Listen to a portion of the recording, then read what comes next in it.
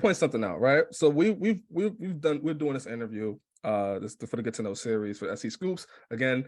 But while we've been talking, I've kept in my mind, like, we've talked about Lovely, we've talked about Steph Hardy, we've talked about Downtown Tony Brown, we've talked about the A Show, we talked about a bunch of people, Geeks, we Big Mike, we've talked about a lot of people within this wrestling bubble, this small wrestling bubble, but this big wrestling bubble at the same time. And again, as one of the beautiful things about you guys in this podcast is, I feel like you guys are never shy or never hesitant to show love to others. And even on this platform, you're also saying, hey, but also Steph Hardy, hey, also, Keeks, hey, like, Lovely. You're always showing love. And I think that's one of the most beautiful things about your group, is that there isn't the hesitancy, there is no selfishness. It's all just about spreading love. And I think you guys in particular, I feel like the wrestling community, not just the Black wrestling community, the wrestling community is in a better place with you guys in it, because you're not somebody that tries to let's attack the others, let's try to be one ourselves. You're all about spreading love and spreading community, which I think is beautiful. Yeah, I think our the way we work, right? The basis of everything we do is consistency. Consistency allows for us to not talk wrestling all the time. Right. Consistency allows for us, if certain people can't make it, we still have the feel of the show doesn't change. It allows us to be us because we're honest, and there is no BS. So you don't have to keep up with a lie, right? Mm-hmm. Our consistency is we are who we are sometimes, not just always being there every week, but our consistency in who we are and the way we do things and the way we go about things. And because of that, man, as long as you do me right, I'm gonna do you right. Like, that's my credo. Like, that's how we live, man. And that's really, I want to cut up with everybody. People say that's my flaw. I want to get, I want to get down in the trenches and party with everybody, but I want it to be a big party. And I think the more folks you get to come with you, man, the better the party. It's gonna be live. Right. And I think, and the other thing is,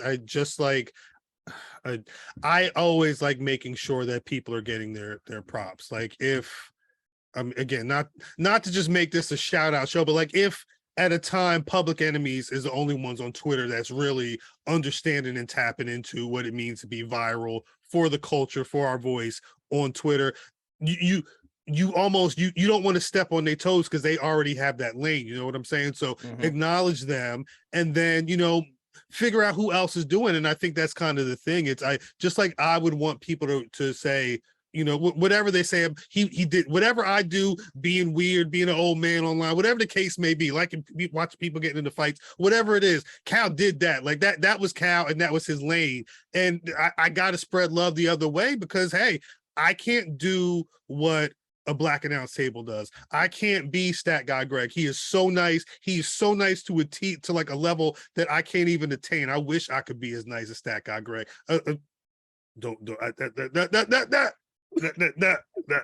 Stat Guy Greg is a very nice guy. No, but like, one guy we haven't talked about, shouts out to We Love Wrestling. Like, I'm not in the trenches to know who Janai Kai is before anybody else knows who Janai Kai is, or to that's Matt's role. So, or to have seen, because I learned about Renegade Twins through what We Love Wrestling. They're currently the NWA Women's World Tag Team Champions. Like, it's dope to see people excel in certain areas of the wrestling community, and you just have to shine a light on that, because it's not me.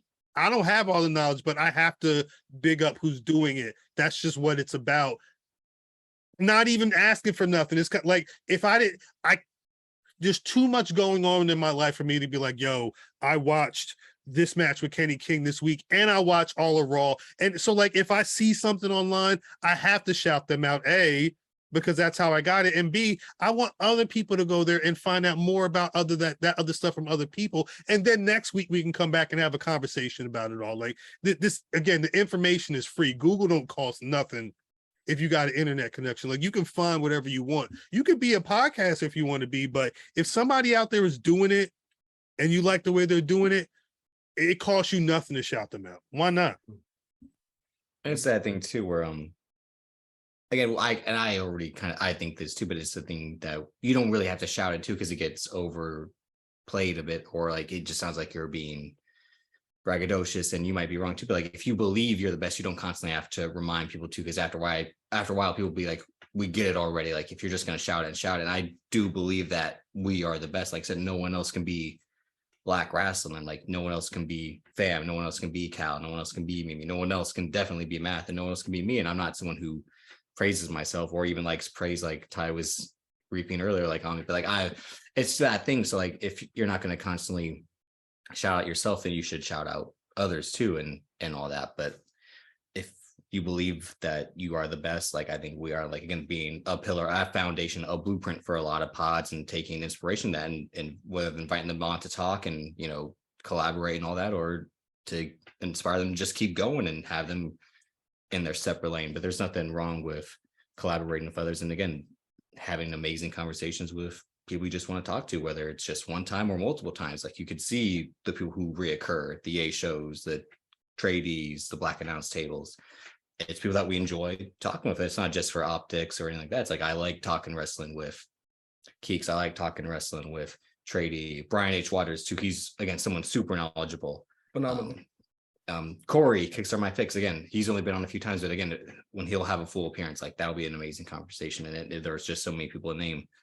And again, it just shows that there's a wide net of people that you can always talk to and rely on, and put people onto, like, check out Dr. D and like what he has going on. You know, We Love Wrestling, and all these amazing people that are in this space that I've come to know in the last 2.5 years. So there's nothing wrong with shouting them out and showing love, because at the end of the day, it shows you're confident in yourself too and what you have to offer. And I don't think at any time we're down on like, oh, no one's rocking with what we have right now, or they think it's bad, or we're in a downside. Like there's always something, whether it's Black Rasslin proper, something else, why not? There's always something that's in the vault that's going to come up. Black Watch, like Fan was saying, like there's always going to be something that we have to offer you, as much as these other things that you should check out. There's so much to check out to fill out your entire work week or the weekend if you got something to listen to and kill time.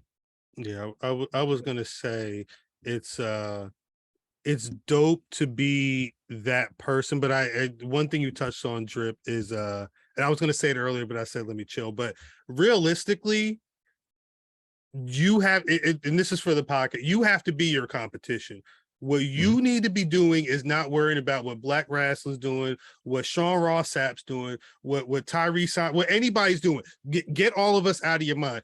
What you're doing this week has to be better than what you did last week. You have to be battling yourself in the mirror, battling your own timeline, your RSS feed, your YouTube playlist, whatever. That's the only way you're going to get better. You can get knowledge from other people. You can try and say, hey, I'm going to try and do something on par with somebody else. But realistically, it's about you. If you're shadow boxing, you're the only one that's going to know your weaknesses. You're the one that's going to be able to fix those weaknesses. There's everything everybody else is doing is cool. And because that's how I see us. If you're on our podcast, I'm not saying it's a competition, but I feel like we are the best at not just at what we do. I feel like we are the best. So it's going to be a situation where I'm not worrying about competing with you because I already know where I'm at. Our job is to put on, make some good content. Our job is to especially if you're on our show, we got to highlight you. We got to show the people what you're about. That's why you're here. But know that we're not in competition, because it's not about that. We're trying to, help everybody get, because it's going to be, again, like I said earlier, it's about generations behind us. It's about the kids that's going to be making content in 10, 20 years and saying, damn, Tyrese was at SEScoops doing that. He was putting other people on the YouTube. He was that's a reputable website. It's not just somebody that went out there and started their own thing and kind of tried to, like, he was able to go and be at this established outlet and put on for the people that look like me. Like, we want to make sure that everybody that's doing what they're doing at their level is able to be highlighted, because at some point, just like people saw Bianca and Naomi in that ring, it's a little Black girl that wants to do content about wrestling in her own voice, and she don't know nobody. There's nobody on TV that looks like her. we have to be those people or put on those people to help them see, hey, there's people that look like me and I can continue to do this and hopefully jump over them and get to those higher levels.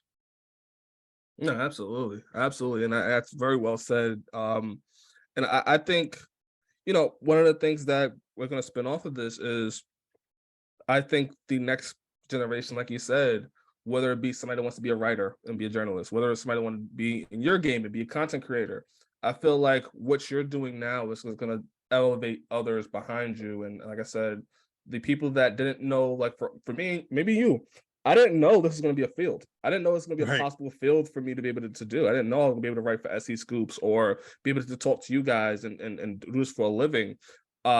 This wasn't a possibility for me. Right. And now it is. And I just hope that for the next person behind me that's saying, well, I want to talk about be in a wrestling game and to talk to wrestlers and to cover wrestling. Now they know that, hey, there's other people like me that are doing it, and I can also be like them, and I can also follow the blueprint. So it's a beautiful thing. Right. Beautiful thing. Now I couldn't not ask. The BRP 50, right? It's to give background. Pro wrestling industry, they have their thing going on, and they give their list every year, whatnot. And how did you guys come up with the BRP 50? I don't remember. There was one year where, because when we first started, before Black Rasslin got brought back as a podcast, I low-key started the Instagram. And at the time, February, Black History Month, Black History every day, honestly. But that would be the time where, you throw the pictures up, you should be drumming it up at that point. And I want to say it was maybe 2 years after that, Math Fam and I had a conversation, and the conversation was kind of, damn, every Black pro wrestling outlet is really, as they should, focusing in on February and Black History Month. And not to say that we don't want to do that, but at a certain point, everybody's drawing from the same Black history facts. Every fact is new to somebody at some year. It feels like everybody's doing the same thing. So, we thought about it, and the idea of doing something around Juneteenth came up. And I forget, initially we were going to do 100. It was going to be a list of 100 pro wrestlers. The idea was to do a top list of current pro wrestlers. I believe early on we knew that it was going to be men and women. We didn't want to segregate, because if we were going to do a list of all men, at some point you're going to have to do a list of all women. And realistically, just like I think PWI does sometimes, the women that rank on the one list do rank at the women who wrestle men a lot, they rank at certain levels, and there's it doesn't take into account at the time of Sasha Banks, who was wrestling circles around a lot of people. But if using their algorithm, she may not end up as high as other people. So it just made sense to do all Black wrestlers currently, men, women, WWE, soon AEW, or the indies, whatever made sense. And we're going on 6 years in June, this Juneteenth. It just made sense. But initially we were going to try and do a whole, like a trophy or a plaque or something. We were ambitious enough. We were like, yo, if shouts to Kofi win this year, we got to get the address to send this shit to Kofi. It didn't happen, but it turned into, well, let's have conversations about why, and making sure that, because it's not something that we just sit and slide names up and down until it looks like a cool list. We're looking at win-loss records. We're looking at titles held. We're looking at how long people held these titles. We're looking obviously at if they were on TV or if they were prominent figures in their federation. How important was their impact that year? Were they injured that year? There's a lot that goes into the how and why people make certain positions. So what happens is, Math crunches the numbers. He hits a whole spreadsheet, sends it to all of us. He says, all right, you got a week, you got 2 weeks. Here's the info, make your 50. And we each make individual 50 lists. Those lists get compiled together. Usually once they get compiled together, we have a long conversation that doesn't. These conversations haven't aired. Like the actual ranking conversations that we've had about the BRP 50 have not aired yet.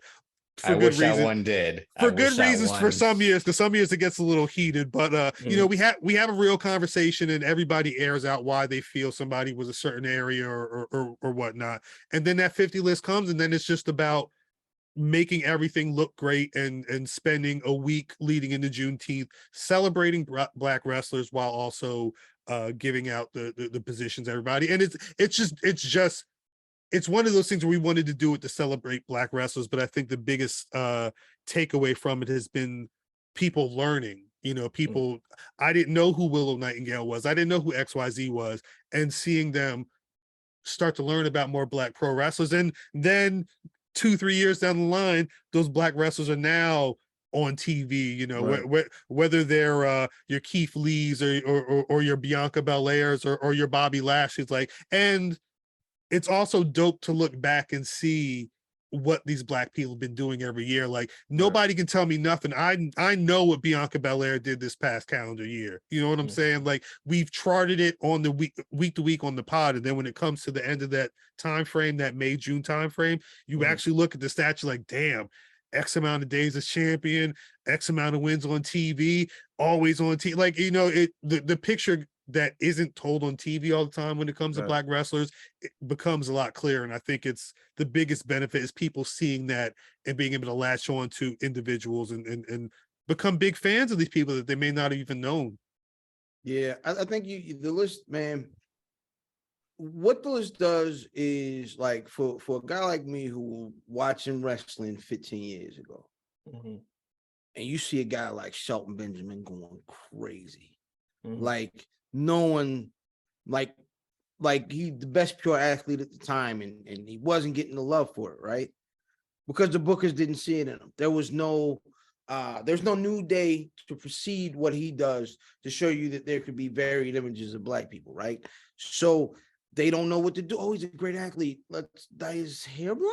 Like, us knowing what he's doing, because our purview is that's the Black guy, right? So we're gonna look at him and we're gonna pay attention to him a little bit more. And it's cool to be able to have that list from that point of view, to where we can show love to these guys that they don't get the love that we feel that they deserve. You know what I mean? And I'll always say, and we always kind of talk about it, the front of the list usually, especially top 5, top 3, is always easy every year, right? Super easy. Right. There are undeniables, yeah. You know, there's a few little maybe things you can move to something you may care about more.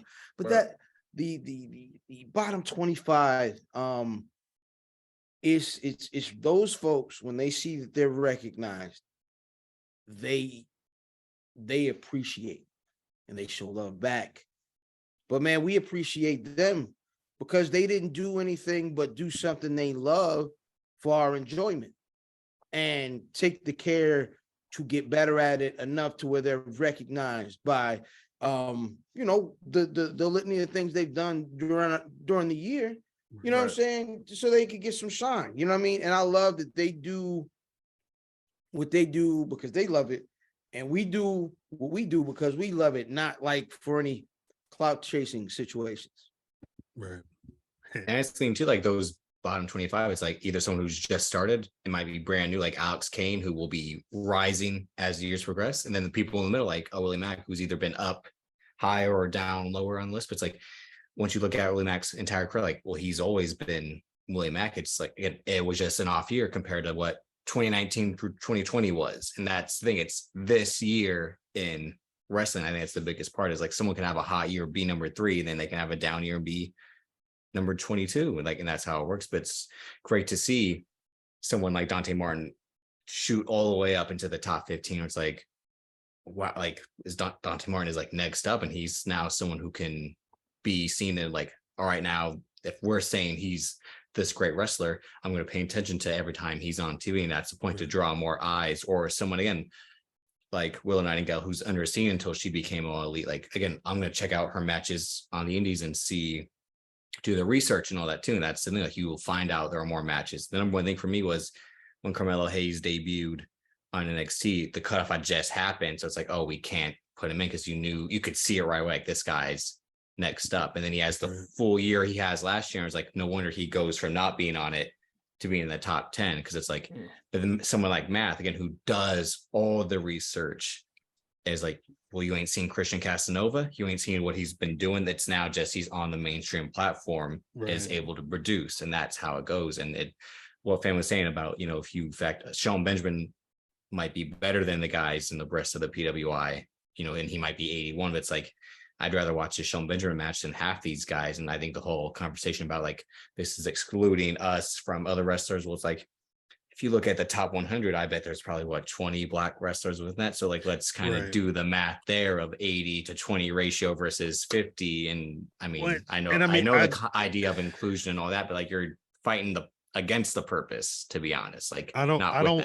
And it's not even about it, but it's just fun to put the list up to like the PWI 500, specifically looking at the placement of the black wrestlers and where they place there and where not the numbers, but the order amount. Yeah. You know what I'm saying? And the number, but like into like specific, like the number that they're ranked specifically won't be the same, but that order, like it's interesting to see how that stuff plays. But I do think at the end of the day, and I wish Math was here to talk about a lot of this stuff, but just to echo Fam, it's really about the mainstream might not have seen, but we saw and we understand what that means. And if nobody else is going to acknowledge it, we wanted to be there to do it. And it's been at the end of the day, it's really just a fun exercise. I love seeing the progression of how things go, and you can kind of tell the story of pro wrestling based off of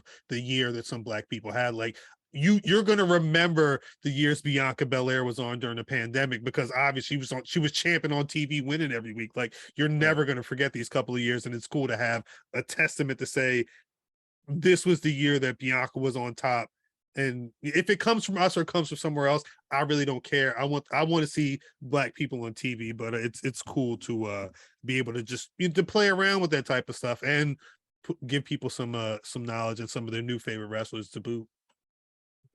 No, yeah, definitely. And I think one of the great things about it is, like I said, the people that are just starting or people that are just coming up, people that may need a little bit of a boost of encouragement.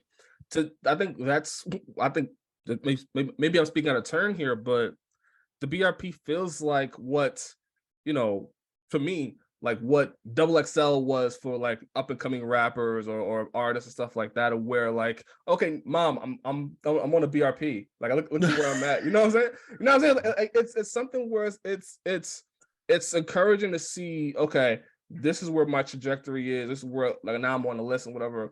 And also, it's something where we didn't have that before. Like, and that's what I think was so unique about it, and why I feel like we'll talk about it a little in a second. Just, it's something where it kind of feels important every single year. And that's one of the unique things you've done, is you've made it to where it's important, it's unique, people are looking forward to it because it's something that we didn't have before. Right. And now for people that are coming up, like we said before, the next generation, they have something they could look at and say, okay, there's somebody that looks like me on that list, and maybe I could be on that list one day. I mean, I think you're right. I think just like some kids need to see Obama being president to know that, hey, somebody that is black could ascend to that. You don't know what you can do until you see somebody in that particular position. There's one story, because I do write, and I don't know if you want to call me a journalist, but I do interview people and have conversations with people. And one of my favorite stories of all time is the black woman that made the black action figure called Sunman. And the reason she made the Sunman figure, because I was a kid and I had He-Man figures. There was blue people, it was lobster people, it was all types of people, but they didn't have no black people in there. Right. So when my mom came home that one day and had a black dude that looked like one of my uncles with a natural, and he looked like he was built like Hulk Hogan, but you know, he had the power of the sun, he could fight the bad guys. And when I spoke to this woman, I did the research and found out that the reason she made the figure was because her little 3-year-old son inquired about not having any Black people to look up to when he was playing with toys. Like, that stuff is real. Like, you know, being able to see yourself in those positions as a kid, that can help or impair, you know, what your aspirations and your goals as you know, when you're growing up, or when you're thinking about what you're going to be when you're growing up. So I think it behooves, if we are in a position where we can show people that you don't have to be of a certain race or talk a certain way or have to present things a certain way to be a part of the conversation. Shouts out to that guy Keith that was at the scrum on Elimination Chamber. I don't know his last name. I don't know what outlet he wrote for, but the fact that I saw a Black dude on there, and he wasn't asking no fluff question about no Jordans or no fucking hip hop music. He was asking a real. I'm sorry. I'm so sorry. SEScoops. He was asking because I felt the way when I was watching it. I was like, yo, it was dope to see somebody. And then, like, you know, my man from Wrestling, like, you need to be able to see people. Like, if I was a kid and I was like, I want to be a journalist, and then I see this Black guy on the WWE press conference asking real wrestling questions, like, that's gonna make me say, I can do this. Like, this is a thing that can happen, as opposed to some other spots where if there were no more Black people after Bad News Brown, I would never think that a Black person could be champion. One of the best people in the federation, it's not even a serious conversation at the time. I've been able to live and see The Rock and Kofi Mania and everything happen, but kids specifically need to see that. Little Black girls need to see Bianca's and Naomi's in the ring to know that there's women that look like them that can do this stuff and do it very well. And if we can be a small part in that community, I'm down to do whatever it takes to make sure that the kids coming up behind us are able to realize their dreams. And it's not like that feels like we're making our shit real important, but you know, at the end of the day, I think people they have to see that stuff. That has to be out there, because if not, they're going to think that they can only get their news from a Sean Ross Sapp or a Denise Salcedo or a Brian Alvarez. Like, these people do their thing, but we're here too. Yeah, right. That's right. That's right. It can also act as it can act as like that search engine of, like I said, like, because we're also rewarding the underseen people, like someone like, again, Darius Carter with the match with Faye Jackson. Like, Darius Carter has been killing it for years, and he has all these belts. He won the Super 8 last year. Like, he is somewhat big, and he's not on WWE TV show, so we should look down on him because he isn't. And I'm not trying to put someone like Omos down, but like, because Omos is on TV weekly, but it's a thing, like, when you look into it, like, well, Darius Carter has these titles, he's won these amount of matches, and something like rewarding like the mainstream versus the other part of the criteria, because it factors in everything: TV time, matches won, titles you've held, all that. And it's the part of like, well, now someone can go see Darius Carter and compare the two, and not just like in a negative way, but like, oh, that's why this guy might be above him, because when you see the actual work, it produces our results of like, Darius Carter's here, this person's here, and that's the thing it can put people on. And further, like in the Brian Keefes of the world, I was in an argument with someone about, like, you know, why would this person be ahead? I'm like, well, when you see Brian Keith has been champion of Texas basically for a year and a half, and the matches he's won outside of that, and then now you see he was in Bolo this year, and again, he'll be on the rise probably for the remainder of the year, and he'll be one of these people who is next up and possibly higher, Mysterious Q and all these other names. And it acts of that part of like people who aren't in the main spotlight yet will be getting there one day, or this might be their spot right now, but like, you're not sure. But for this, again, calendar year, they were better than someone who might be on NXT or someone who might be in AEW. That's just the way it works. And it's that competition aspect of like, if you want to do better, have a better year. As Khal was saying, like, you're your own competition. Like, it's that part in Creed. It was like, you know, who's the toughest opponent? The guy in the mirror right there. And you got to beat him before you can beat anyone else. Facts. Sorry. No, definitely. And like I said, I think it's one of the most anticipated thing every year for me, at least, is because I look forward to seeing who's on the list, and somebody that I may have not heard of, or because again, we cover AEW, we cover WWE. Sometimes we may miss somebody on the indies that's on the rise that could be the next superstar. And it's important that you have the BRP 50, so you could kind of introduce people that may not be knowledgeable, but they are knowledgeable and can follow these people as well. Word. And again, one of the things that is great about it, some people don't like. There's no, but won't make no bones about it. People like Moose or people like Swerve Strickland, they are unhappy with it. And also, you guys have also interviewed wrestlers too. Like, how do you deal with people that are negative about it? That it's something where it's a celebration, but they look at it as a slight. Can I be honest? Yeah, sure. We realize our place in the space. We realize that, and it sounds very nice when folks say, like, when you say we're a cornerstone and XYZ. What we do know is we are OGs of the space. No matter like what pecking order, we are the grown-ups. Mm-hmm. So internally, our responses are as human as can be. However, we're also savvy and aware to know that a lot of folks are going to take notes from the moves we make. So we feel how we feel, and sometimes it's important, sometimes it's not, right? Because at the end of the day, this stuff is done out of love. If you feel that we're trying to slight you because you don't know what we're doing, and it's been made clear that some folks have like spoken negatively about what it is they've done, and then when asked to elaborate, they show like their ignorance and the things that they don't know about the care that is taken with this list. We understand that their reaction is their business.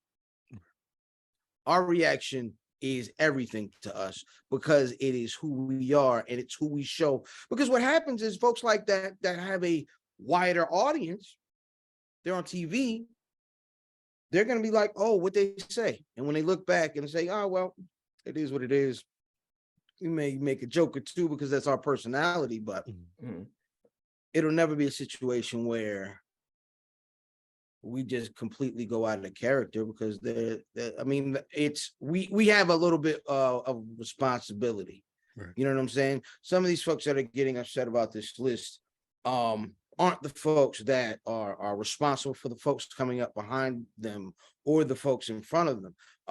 Shout out to Booker T. Several of some of his folks made the list and they showed love. But see, Booker T has a responsibility as an OG of the space. So I think it's more of that situation for us. It's we know who we need to be, we know who we are, and you know what I'm saying, other folks' response to the list, honestly, negative or positively, honestly, isn't our business. I mean, I love, but if you give validity to the love, you give validity to the hate. Right. Well, I've always said that. Yeah. That's why we've always made sure, like, the criteria for the list, and like we've been very open and honest about what we're looking for in the conversations we're having. We're making the list because this ain't our first rodeo. This ain't our first press run. I'm not trying to brush the dirt off the shoulders, but like we're open to having the conversations. If you have whether it's on the timeline or on a podcast, or if you want to just engage, but it's not something where. That's why I always want to establish what we're doing, what the criteria and everything, because it's not just throwing darts at a bunch of names and seeing what comes up first, or who our favorites are. This is real, and we're going to have a conversation if you want to have a conversation. But it was always started out of a place of love, and we're not looking to. There's nothing. We don't gain anything from beefing by anybody that we're beefing with anybody we're trying to show love to. That's not what we're here for at all. But know that we're also going to explain ourselves. Just like with the conversation we're dancing around. We spoke about it once, and we explained, we looked at what was said, we explained what was going on, and then we let it be, because there's nothing about this starts or ends with animosity on our end. It's all love, because we love this. I would say, yeah, I think at that time, again, I could say it. We're talking about Swerve and Moose and whatever, but I feel like you've handled that, and you guys all handle that with class. Even when they're throwing darts at you and saying this and that and trying to disparage what the BRP stands for, I felt like even through that, I believe cloudy was the term. Cloudy was the term. I believe you guys have handled it with such class. I think one thing that Fam said earlier, we're looked at and we're seen, and we are OGs in terms of age and hopefully maturity, just in life in general. We're not going to approach it. We depends on what we're talking about. No, but we're not going to jump. Don't say like, out. oh, I'm not an OG. Imagine someone calling me their OG. Well, Bless their heart. We're not going to jump out the window and start, cussing at you and throwing chairs and everything. Like it's not how we would enter the game in real life, and it's certainly not what we're trying to do online, because it's not about that. But I think the problem is there's been so many times where that's what it's been. It's been people trying to be cloudy. It's people trying to get their stuff up. That's how everything is taken. And I'm not saying that we're throwing blankets on the fire to stop the flames, but we're also not going to throw gas out there. We're going to say what we said, and we're going to back up what we said, and kind of you take it or leave it, because we're still doing our thing. We're still pushing dope wrestling, dope black wrestling, and trying to talk about this wrestling in general. It's not about the nonsense. Life's too short for all that. Have you made contact or squashed anything with those individuals in terms of just like they didn't, when people the people have said that they don't want to be on the BRP 50 list, we've not had conversations with them. Many times we've been blocked. We've been blocked by them, so we can't have the conversations. We would open to any conversations. Our DMs are always open, but I'm also not going to hat in hand, do you want to have a conversation, sir? Like, Right. like it again, we're doing what we're doing out of love, and if you feel a way, you're entitled to your opinion. We're going to be over here continuing to do what we're doing. So how soon do you guys start narrowing down and start putting the list together? We're in February now. June's only the hot skip away. We probably already had a conversation about who we think number one is, but we haven't really started working on it yet. Yeah, Gotcha. About the halfway point, yeah. Cuz was asking questions about 2 months ago. Right. So like where he was starting to just kind of put in motion the thought for starting to compile the list. So I mean, it's ongoing. Yeah, Because there's also the look of it too, the cover art and the actual portraits for each. Yeah, that individual we had that wrestler, conversation last week. yeah, And that's facts. and that's the thing. It's just, like there. So I think it's usually because it's like we had Mania weekend again, Patreon dropped all that. We were in Dallas and like kind of came back. It's like May's coming up. We got to start on this list. Last it's like, year oh my was God. rough. Last year was a lot. Yeah. That's why I was so proud. I'm like, oh, come June, I'm making all these videos and like we're doing all these guest appearances too, and like all these other pods are starting up. It's like, oh no, my but you God. know what though? As much as was going on last year, I said it then. I think last year's BRP 50 was probably the easiest biggest, list. It was the biggest, but it was also the easiest list to compile. I think once everybody got their lists in, there was only so much, because I was out of town. There was only so much movement that happened in between compiling the list and it going out. And a lot of that's just us being around each other, understanding what's going on. But If you factor in, we added Mimi, and then we had Tradee's assistants as well. And again, now we came add in. it. Yes, yeah. And we got the after. You can't remember. You can't forget the after the 50. Shouts out to We Love Wrestling, where we after the 50 people that make the BRP 50. There's an extended number of people who were kind of on the cusp for whatever reason. When Willow Nightingale's been in there, I believe Janai Kai is in there now. Like, and usually there's a lot of scrutiny that goes on to that list, but most of those people end up either making it into the 50 or just start making a splash somewhere else. It's we're not new to this. We're true to this. So I mean, we're looking forward to it. We got about 4 months away. It seems like. Yeah, we got some time, but it's That's the man. fifth. It's the It's fifth actually year. almost 4 months to the day. Yeah. Right. We're low key under the gun, but we'll see. Juneteenth, it's gonna happen no matter what. So be ready for it. No, definitely looking out for it, and definitely something, like I said, I'm happy that you're doing it. It's something that I believe, like the PWI, is something that people are looking forward to, whether it be to criticize or to love. I think at the same time, just the fact that people are being represented is what really matters at the end of the day.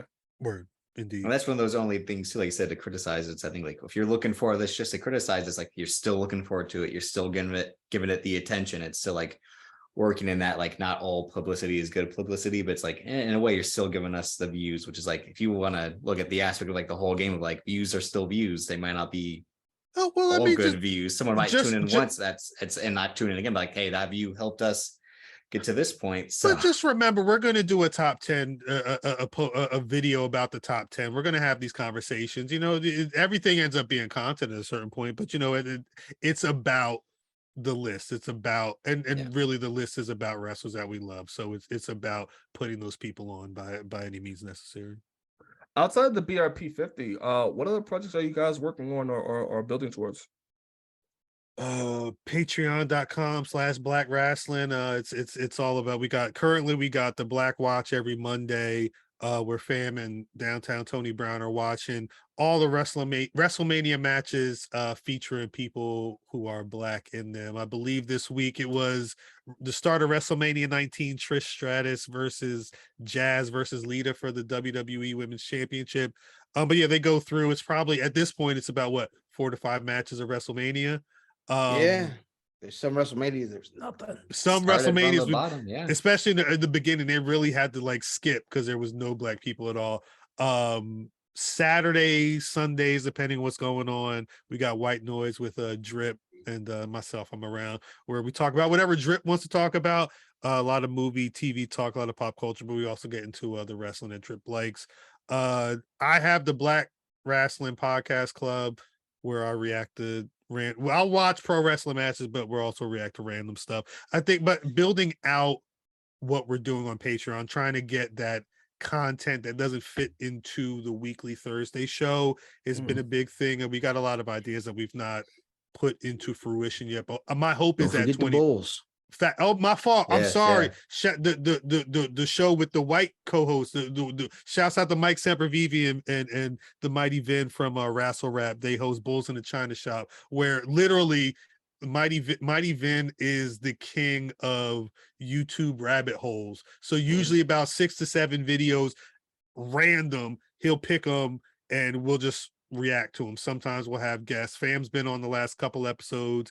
Downtown's been on. Matt's been on. But it's just a lot of fun with a bunch of people that have a lot of knowledge and a lot of random stuff. But yeah, we're trying to.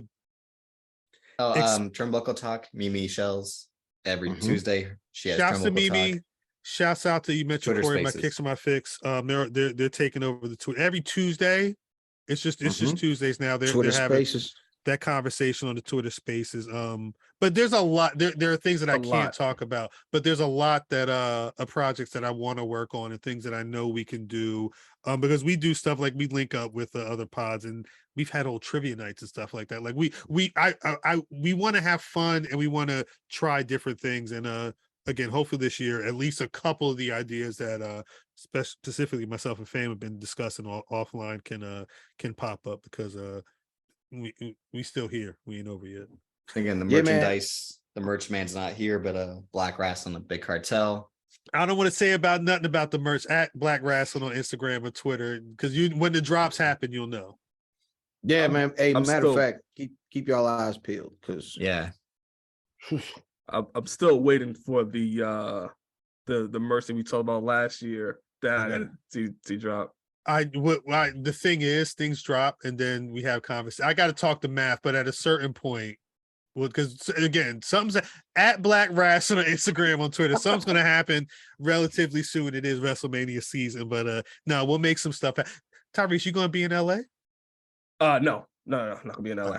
You could represent from home. We'll figure something out. we'll figure something out. But yeah, the merch drops, the Khal said, pod, that's too bad. We're in. Oh yeah. the Where's YouTubes, Buffy? the Where's Buffy. Buffy. Every Friday night live on the Black Rasslin YouTube, and then on Where's Buffy's YouTube, you know what I'm saying, in its shiny proper form. Big facts. I'm also working on a project that I don't know if I can speak about.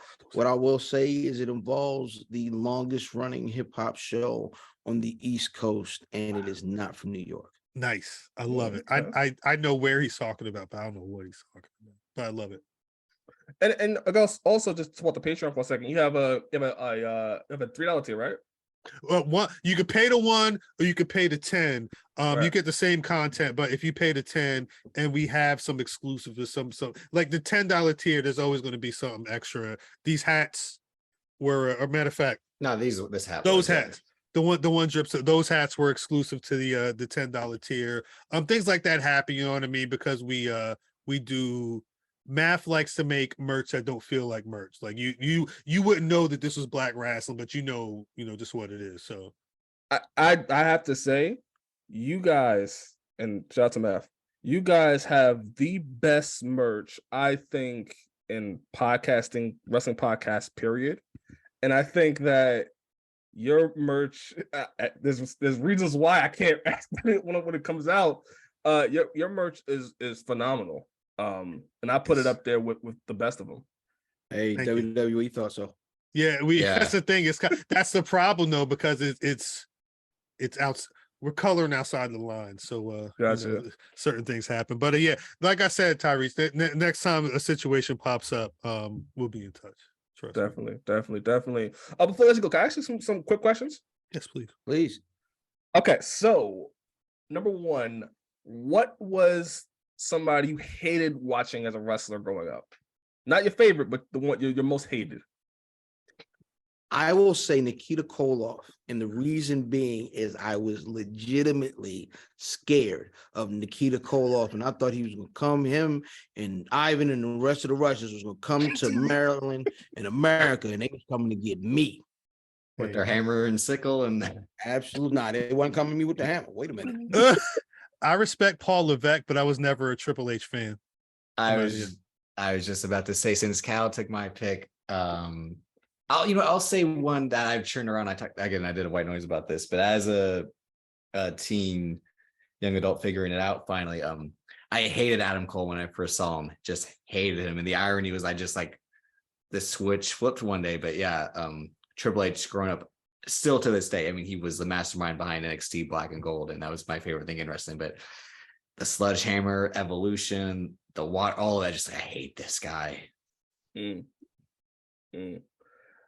Another question. This is on your show. What was the best and the worst interview you ever done?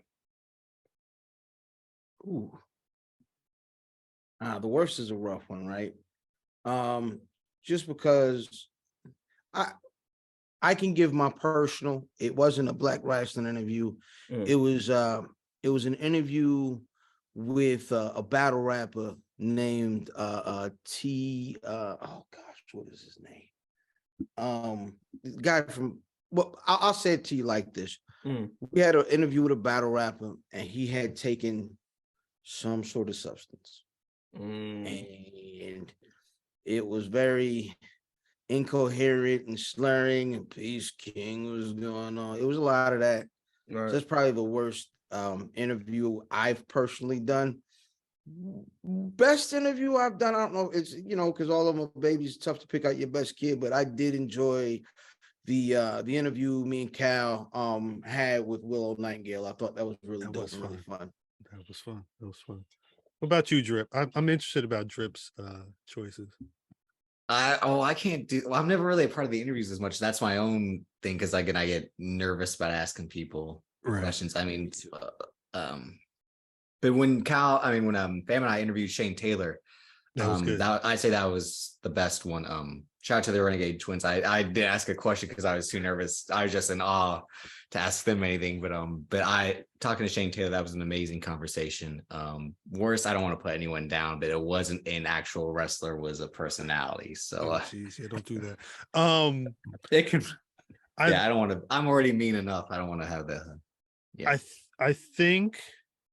Because I like do this for a living, and so like interviews never bother me, but I didn't know what to expect from the Renegade Twins. And I think being able, like the conversation that Fan was having earlier about the beauty of something else, I knew we could do it because I don't know too many places that we're going to talk to Renegade Twins, not just about wearing Jordans and how they got their sneaker love, but like their whole handshake when they dap up, like, and being able to have that conversation authentically and not just it be like something somebody that was fed randomly to them.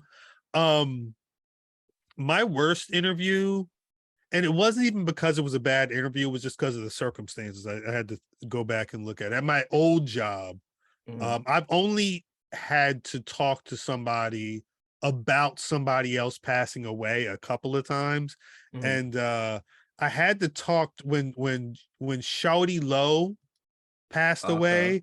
I talked to Fabo from D4L because they were in a group together, but it was legit like, oh, so your friend passed, your homie passed away yesterday, right?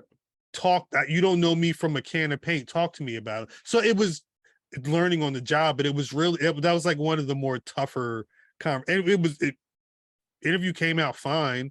I mean, a lot of it was just me kind of being like in shock and letting somebody kind of unload, but yeah, those are that type of unexpected situation in an interview they stick out in a different way, because my thing, I just don't want to say the wrong shit, right? And I've been in a situation where I've been on a phone call and I've not said what I thought was the right thing, and it's always sat with me. But yeah, anything else on Black Rasslin? That shit is a breeze. But they're like, Khal, I'm not gonna answer that. No, I had someone be like, hey, I can't have this conversation right now, and hang up the phone. And it's like, there's nothing you can do. You can't call somebody back and be like, let me get 5 minutes. Like, it is what it is. But that shit's learning, you kind of just live and learn. And I'm glad I'm not on that beat like I was, 7-8 years ago. But yeah, Black Rasslin's a breeze. Honorable mention, Mike. Father Mike. Big Mike's a good conversation. I think he's also on that. I don't know if well, that's a tough thing about an interview. But like, I don't think he's in an interview as much as like a special guest star. But that's, I guess, always the thing. Like, I guess it is. The first one was an interview. The first one, the first time he was so, on. Yeah. No, I agree. I do agree. That old man. Definitely.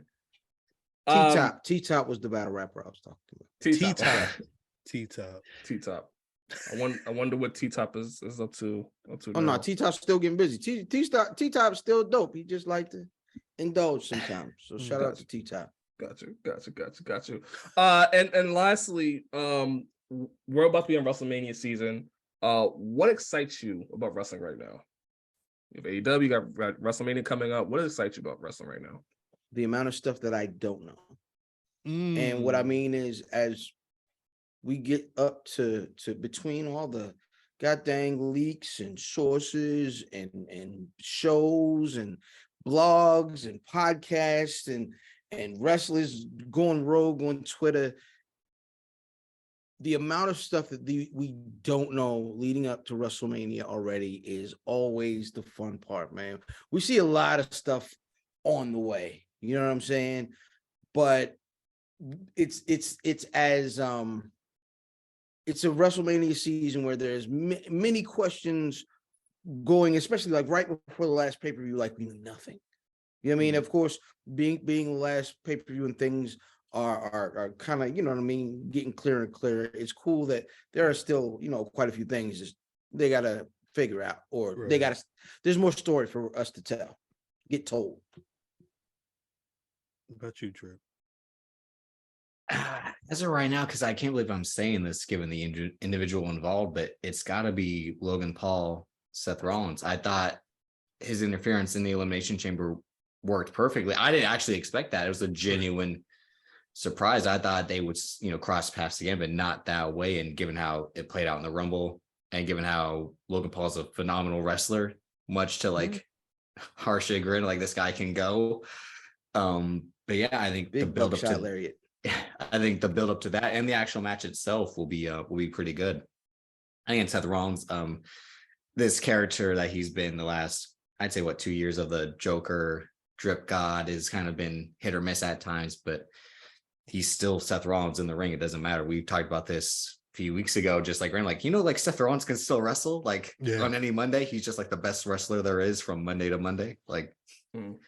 So that's a match I'm really looking forward to, and all that. And anything else, I'm like, the Carmelo Hazing was interesting last week with him debunking the her business rumor, because we're all led to believe that, well, he's obviously the guy to throw in Braun Breaker, right, and be the new NXT champion. And that rumor is kind of saying like, well, that might not be the case. So that'll be interesting to see as well how Stand and Deliver plays out, whether he walks out as champ or doesn't. That's the week before Mania. That's the day before. The day before. No, day up. It's Saturday morning. I thought it was Friday. Yeah, it's Saturday morning. It's Saturday morning. Yeah, literally morning. Yeah, it's like 10 a.m. West Coast time, 10 or 11 West Coast time. Yeah. Oh, geez. I think the thing I'm most excited. It's Roman. I don't care what anybody says. Like the Roman Reigns, the bloodline story is amazing, but it's every time I see Roman Reigns in that main event, I don't care who he's with. And shouts out to Sami Zayn. I've been seeing I saw Sami Zayn wrestle like twice over the last month or two. He's been phenomenal in those matches, but for whatever reason, Sammy at the Elimination Chamber was phenomenal. Everything he was doing looked dope. And I think a big part of that is the guy that I used to hate, Roman Reigns, is he's got it. Like he's big match Roman. He knows how to wrestle a main event match. The timing, the impact of his moves, the way he tells a story after the holding up the chair the same way he held it up at the Rumble to Jay. I don't know if he's going to do 2 matches at Mania. I don't care. I need to see him on this run at some point, and hopefully it's at Mania. Yeah. What about you? What are you looking forward to the most? What you looking at? Oh wow, okay, it's on me. I think you're asking the questions. You got to answer one. I think everything that you're saying is I agree with the unknown. What Roman is doing is going to be interesting. Carmelo Hayes, another one where it's like I think Braun Breaker's at a point where people are now turning on Braun Breaker. So it'll be interesting to see how they kind of use Carmelo Hayes in a scenario. Whether he's always been treated as a heel. Maybe he turns babyface. How does that work with Trick Williams? There's a lot of questions that go with that now. I think low key, I'm interested in free agency. I'm interested to see what these free agents is coming up. You have I was Jay almost White. Going to say Jay White, but I'm like, that's too on the nose. That's you have Jay White. Tyrese on White noise. What's Jay White going to do? That's what I want. You have Jay White. You have FTR, whose contract is maybe expiring in April. You have Sasha Banks. She's still a free agent technically. Kenny Omega. What's going on? The Kenny Omega one is weird. That is a very weird thing to come out in the last 2 weeks. We've got no confirmation on whether he resigned, and we're getting close to contract time. Kota Ibushi saying that I would come to WWE if it means that I could work in a performance center. That seems like a win-win. Like there's a bunch of interesting things coming down the pipeline that I love free agency. I love contract talk. So that stuff always excites me. But those are my things I'm excited for. Thanks, Drip. Action. That's right. I didn't expect. I usually don't expect questions coming back at me. That's something that's coming off guard. It's such a white man thing to do. What about you, buddy? What about you? Good job, Drip. Good job. Good answers again. Like those are like I was almost gonna say Jay White, but I'm like, but again, the other free agents, it's almost forget like Kota Ibushi. Yeah, like he's just out there. Yeah, he's just out there lingering, and WWE is hot right now, and it's definitely almost interesting. Like everyone's probably like scared to be like, who's going to be the first one to try to get Kota Ibushi, and then like fail. Like, oh, we're not going to do what they want to do, so we'll let you do what you want. I think that's what it is. It's like a real like standoff between who's going to allow Kota Ibushi to be Kota Ibushi. Let's just quick thing, real quick. This is just off the cuff. My thing is, if whoever Kota Ibushi signs, I could see Kenny Omega going the same way. That's my prediction. And that is fair enough. Yeah. If Kota Ibushi signs with WWE or AEW, I think that's where Kenny Omega will ultimately stay or go. Makes sense. So That that's makes sense. something to look out for SEScoops fans that are watching this. I like that. No, I wasn't even thinking about that in terms of where Kota would be going. And if WWE somehow, some way was able to get 2 EVPs and Kota Ibushi and able to reunite the Golden Lovers, I think they would get all 4. I think the Bucks would go if Kenny Omega goes. Well, it's a domino effect, right? Because if Cody goes and Kenny goes, well, that means that in a sinking ship at that point, right? Yeah. I've already seen the my Rockers, 2024 prediction looks. I lived through pretty the good. Rockers. I don't need the Rockers again. Yeah, is it the right? I mean, there's no. It's not. No, You don't want to see Marty and Jannetty? Well, there's the thing, there's no 2 Jannetties. but it's not really 2 HBKs, right? It's kind of like 2. No, that's Carmelo Hayes. I think I would more refer to them as the Hardys, honestly, with what their style is. Like they're more the Young Bucks are Hardy 2.0. Yeah, that's kind of always been their thing. Without the drugs, when they got to TNA, that was Vince Russo. Something like, you guys remind me of the Hardys, and they're like, well, yeah, we kind of get that a lot, and it doesn't help that like Matt's Matt, and then like Nick would be Jeff in terms of like he does the crazier stuff. Yeah, I never thought of that. Yeah. I never thought of it like that. Yeah, so it's gonna be interesting to see who gets who pays what the negotiations is, the WWE sale. So it's a bunch of stuff down the pipeline. You got to come over to BRP. I guess I'll be the one extending the invitation for you to. Hey, listen, I'm always down. I'm always down. But thank you again. Again, we're doing this right during Raw, which obviously this is what you guys cover. But I appreciate you taking the time and actually speaking with me. This is a huge honor for me. Yeah, I'm going to be honest. I'm going to be fully transparent. Yeah, I appreciate you, brother. I've been watching Raw the entire time. You've seen weird looks on my face this entire interview. Like they had Baron Corbin and Russell Semis. No, you made weird looks. I'm like, Pam, I didn't even say nothing that crazy this time. I didn't even have my apologies. It was Raw. Side note, you saw me take my headphones off. Someone was knocking on my window. So I'm like, yo, what is going on? I sure hope you own a firearm. That was mad. That was mad. Matt was like, wait, I had to show up. I didn't get the link. No, I'm just kidding. No, everything good, and this has been I would say a really great interview, and I'm glad that I was able to have you on a get to know series, something I've been wanting to do for a while now. I'm glad we was able to finally chop it up. No doubt, yeah. It's been a lot. It's always fun to talk about what we do, but it's good to talk about what we do as dope people. So yeah, thank you for having us around. Really appreciate it. Definitely. Before I let you go, where can people find you if they are not already following you? You want to go, fam? You want to go first? Hey man, Fam's living on all social media. At Where's Buffy on all social media. At Something Else Pod. Something Else Pod, no G, because we're all the G you need. Every Friday on Where's Buffy. Every Thursday on Black Rasslin Proper. Every Wednesday on Something Else. And on that Patreon every Monday morning with Tone Brown, man. Catch me. I'm outside. Jesus. Podfather. For real. I do a little bit. You can follow me on Twitter at Davis, aka Drip, Instagram, Davis DC, Black Rasslin every Thursday. Again, us three, I should say. The two of yous and 2 mores. Me, Math. Hopefully they can make it next time. White Noise every weekend on the BRP Patreon. A replay of the previous week's episode will be on YouTube Saturday or Sunday. Like Khal said, it's me and Khal talk about whatever I want to talk about. Some special guests occasionally, whoever I feel like having for that week's topic. But yeah, that's pretty much it. I'm at Khal on Twitter, at Black Rasslin on Twitter, Facebook, and Instagram.